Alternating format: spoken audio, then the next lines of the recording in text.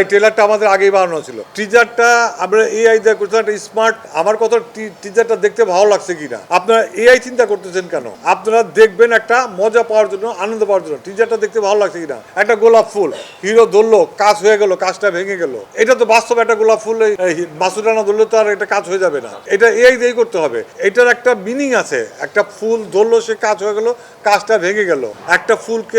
একটি ফুলকে বাঁচাবো বলে যুদ্ধ করি, একটা ফুলের জন্য সে যুদ্ধ করতেছে।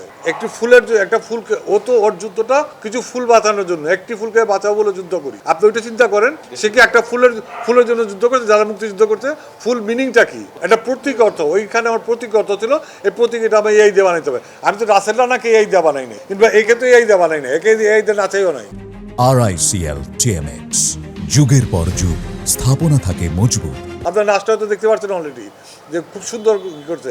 আরেকটা জিনিস ইনফর্ম করি, বাংলাদেশের সিনেমার বর্তমানে যত নায়িকা আছে, যত আর্টিস্ট আছে, she is the best dancer. সে সবচেয়ে ভালো ডান্সার করে। আর বাংলা সিনেমার সবচেয়ে তরুণী, সে বয়সের দিক দিয়ে সবচেয়ে কম বয়সের, সবচেয়ে ভালো ডান্স করে, অভিনয় ভালো করে। অভিনয় দেখে আমরা সিলেক্ট করছি। সে জাজের নায়িকা, পূজার পরে সে জাজে আসছে।